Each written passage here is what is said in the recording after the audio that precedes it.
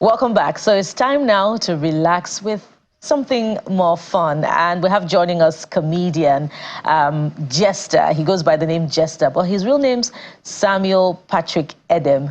Hello, Jesta. It feels funny calling you Jesta. That's my name, actually. That's your name. It's good to have you on the show. So that's where I'm going to start from.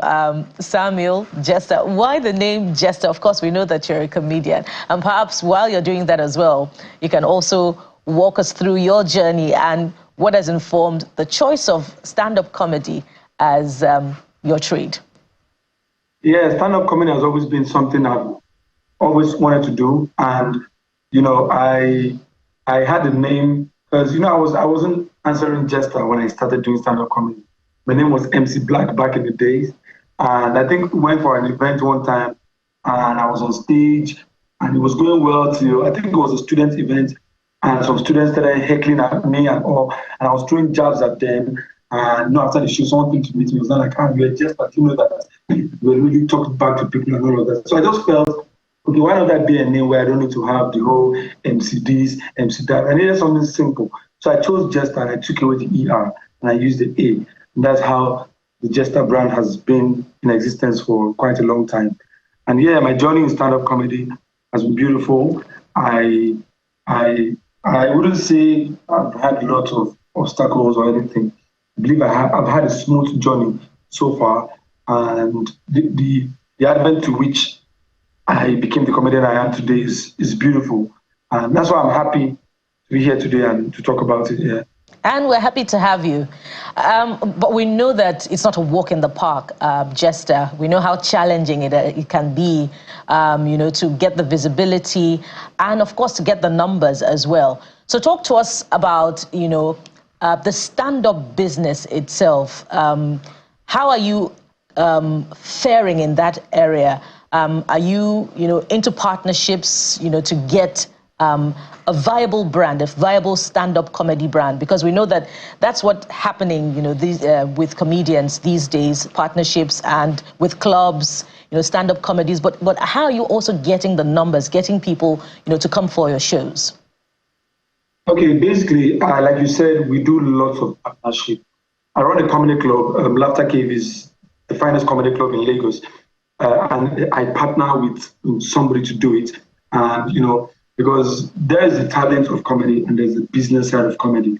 And when you don't partner, it will be difficult for you to have the business side in place. So I partner with brands. I did a show 2 weeks ago at my academic center, and I partnered with one or two companies to make sure that was good. So basically, all the years of my career, when I do projects, I partner with people, I partner with companies that can buy into my dream. Not every company can partner with you or do business with you, but I partner with companies that buy into my dream as a comedian and understand what I've been doing in the game and what I yearn to do later on.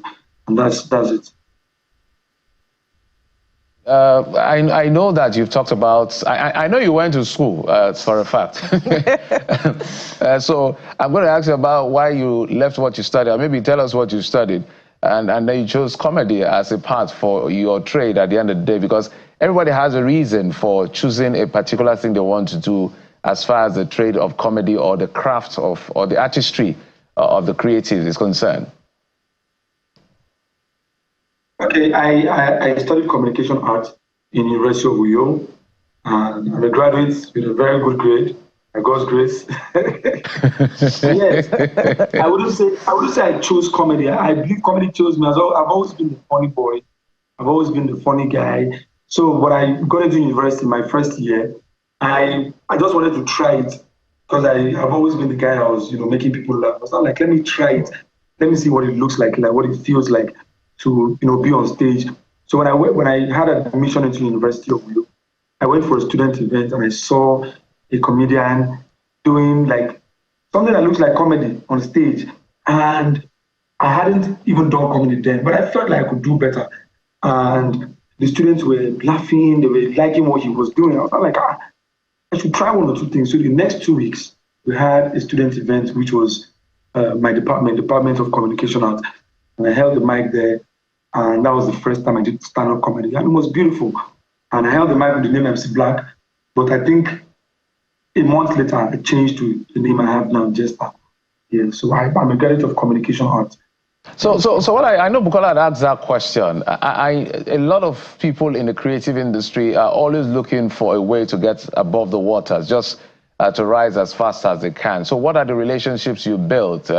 Because sometimes we see that some people they go solo on their own and they just emerge. Others, maybe the route of basket mouth or the route of AY, or it looks like there's an unwritten rule that this profession, you must have a mentor to rise to somewhere, and then we have this faction between this and that or the other. How do you navigate all of that?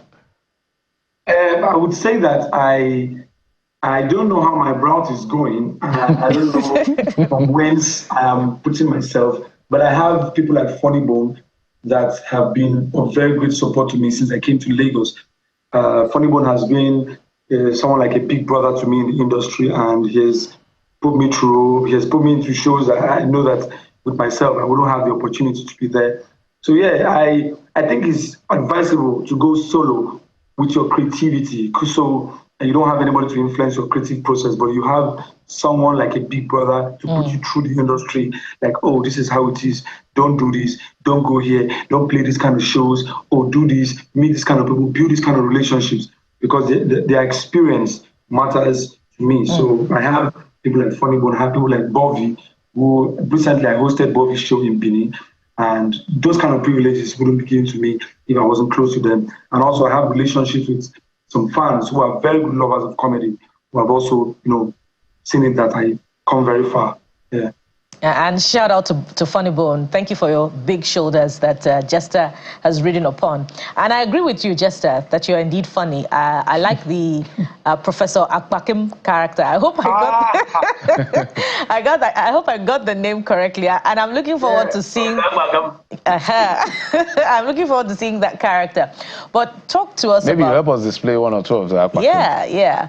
But talk to us about this other very important matter as well. I know that, which is related, by the way, comedy and skit making, they're inseparable. So that speaks to you having an acting genius as well. So how has skit making and social media, platforms, how have they helped to enhance your visibility? Basically, I think it's very good. I like this question because, people are talking about stand-up comedy versus skit making. I don't think there is any versus.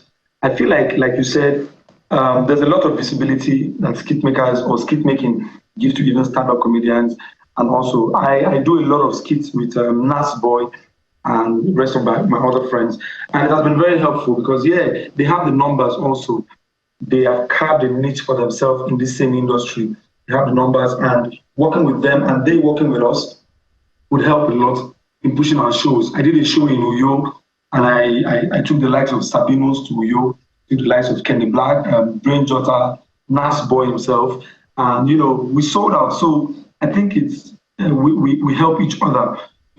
They help us, we help them. There is a lot of visibility from their end because from the lockdown, people tilted to skit makers because that was like you could sit at home and watch them do comedy, their skits and all. So over the time, they became comedians also. So it is like in the industry, we will say, okay, this one has skit maker, this one has stand-up comedian, but we are all comedians and we work with each other, we help each other. There are some skit makers too who are actually very good stand-up comedians, even if they are two different, jobs. But we have comedians like me. I'm good in acting also, so I feature in some of these skits. Sometimes, and it helps when it comes to visibility. Yeah. So how much of it is paying the bills? I like to talk numbers and money. What did you say? How much of it is paying the bills in terms of money? I think stand-up is paying the bills more.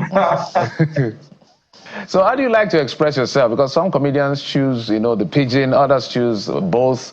So which one works for you? I know that you do Professor Pakem in your skits and all of that. Okay, I would say I'm proudly an African comedian. So I say I do Afro comedy. So pidgin is the best form of expression.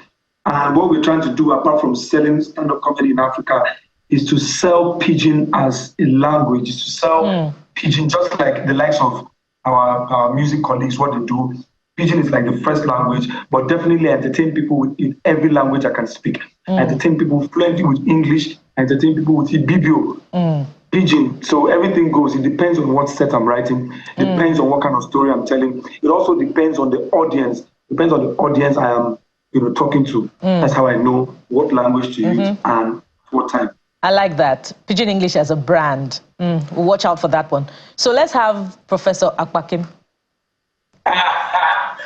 Okay, I want to say thank you, Channel TV, for this great opportunity. I thank you for bringing me up and share a little more light on what is happening. I really appreciate. Thank you so much, that man that is there with classes. Thank you so much, the lady. God bless you. Yeah, thank you. My name is Dr. All right, we're going to can that. I wish we could take more, but we'd like to thank you so much, Samuel, Edem, Jesta. Thank you so much for your time on the program. We look forward to seeing you in the bright lights. Thank you. Thank you. Well, and that's it. Yeah, Jeffrey? Yeah, that's it for the program. Thank you so much for your time and, of course, your usual company. Sunrise Daily is up next at the top of the hour. Thank you for watching. We'll be back again tomorrow. I am Bukola Koka. Bye for now.